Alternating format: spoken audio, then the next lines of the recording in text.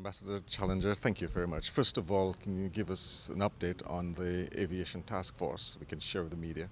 Sure.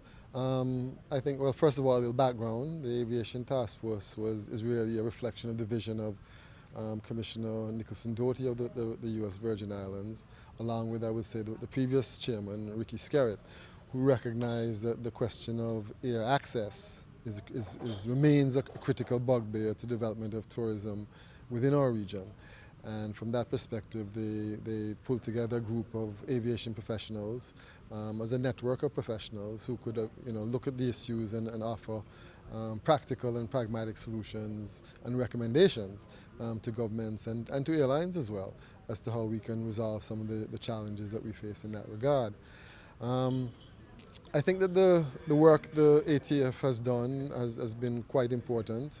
I think that in particular we've had a number of successful inputs into the CARICOM process, and I think that with our support and with our work, quite considerable progress has been made in progressing that what is called the Multilateral Air Service Agreement, which is the framework agreement for aviation within the CARICOM region.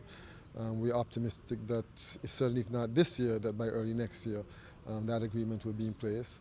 And I think that will be a considerable boost to freeing up, for want of a better word, or liberalizing air transport within our region. Another issue which we are looking at and really focusing on is the whole question of ease of travel, facilitation. And I think we're hoping to work very closely with the OECS. There's a new Director General there who I know is very keen on this subject as well. And I'm fairly optimistic that within a year or so, we should be able to resolve virtually all of those problems in that regard. And I think, again, that the task force has been a positive force in propelling that process forward. And you expect it to continue? We certainly hope so. Its work has only just begun, as you can imagine. As you heard today, there are so many issues that confront aviation in our region. And I think that what the Aviation Task Force does is to bring a wealth of expertise drawn from various disciplines, various perspectives. We have personnel from Jamaica in the north down to Trinidad in the south. And I think that, yes, it's a valuable agency and very low cost in its operation. And we hope that it will be able to continue. What is its single most important achievement during its life? Well, as I said, I think the input that we've had into the CARICOM multilateral process has been the most important to date. We're working with IATA in looking at the whole question of taxes, and I think that also will be very significant. But I would say that to now, the main progress that we've made has been in relation to the CARICOM multilateral air service agreement. On the conference, and we'll talk about your specific session. Well, to me, the SOTIC is always a very inspiring process. You really get, to me, it serves a number of very important functions. First of all, it's an invaluable forum for networking.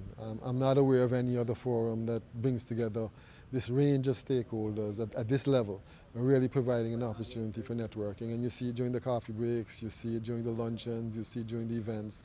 Persons make very important contacts. I mean, I was able to meet a number of persons who sometimes you spoke to them on the phone, you've heard their names, you've seen them on paper. And this is the opportunity to meet with those persons to really plan and progress the industry forward. So I think that is critical. And equally important perhaps is the range of new ideas, new thought processes that come out. I mean, the discussion here today on big data, for example, I was fascinated with that. I mean, I'm a small data person, if you will, and it really opened my eyes as to what the possibilities are. So I think it has played a groundbreaking role in that regard as well, in terms of bringing new ideas to the fore and really stimulating the thought process in that regard. You led the session on aviation facilitation today. First of all, your thoughts on the sentiments that's been expressed both by the panel and the audience. Well, as always, and quite rightly so, the audience invariably expresses frustration as to the situation on the ground. As you and I know, it's a hassle to travel within the Caribbean. Sometimes it can be difficult, you know. So that I think that is why it's so important to have this type of forum. I was very pleased with the contribution. I thought we had an excellent panel. ICAO, which is the global leader from a governmental perspective in setting standards, recognizing and adopting best practices at the governmental level. And certainly they have done a lot in that regard. And from the airline perspective, IATA, which is again the industry leader, the industry standard, so that we're able to hear from them what they're doing. They're obviously on the cutting edge in this area. And it's a learning experience for us. We heard from the Airport Authority of Trinidad and Tobago, who is on the ground dealing with these issues on a practical day-to-day basis, the challenges they face, the solutions they're looking at. So for me, I was very pleased. We had, as you could see, I mean, the discussion went on and could have gone on much longer, which reflects the level of interest in this subject, and also the fact that the panelists have the expertise and the knowledge to impart to the audience. Are you as frustrated about traveling through the Caribbean as the audience were?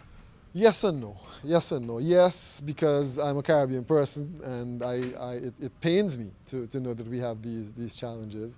No, because I know some of the challenges which the layman may not be aware of, that present the obstacles to the progress which we would like to see.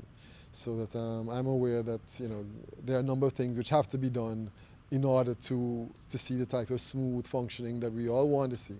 But yes, of course, as a Caribbean person, I think we are all frustrated and a bit disappointed that we haven't progressed further. But clearly, I mean, I don't have, and I was traveling from Barbados to Grenada via Trinidad. I am met at the aircraft as though I am an escaped criminal who's been caught by some person in a uniform. He accompanies me into the terminal. He gives me an immigration form that I should fill. He takes it from me. He snakes me through this little corridor, accompanies me up the lift, sees me through security, and leaves me at my gate and says, you can't go outside to get something to eat because you can't go out to get something to eat. Must I really have to go through this? I can't answer that, my friend. I think that there are still bureaucratic and other challenges which we face, and I think that, as I said, we as stakeholders, we as the interested party, really have to lobby the powers that be it the politicians, be it the bureaucrats. Sometimes we blame the politicians too much, and some of the problems lie within the bureaucracy sometimes. Inertia, lack of interest, lack of capability.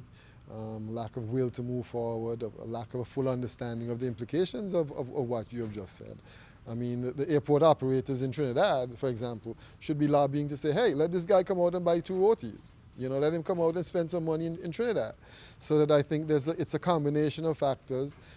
I think, as I said, we are the ones who are experiencing the frustrations, and we are the ones who have to make the initiative to overcome those frustrations. But there seems to be an unwillingness by Caribbean countries to allow Caribbean nationals transiting through their countries to go out into the open other countries. I can't do it in Antigua. They won't let me out. They won't let me out in Barbados. They won't let me out in Trinidad. They won't let me out anywhere. I'm a Caribbean national going through.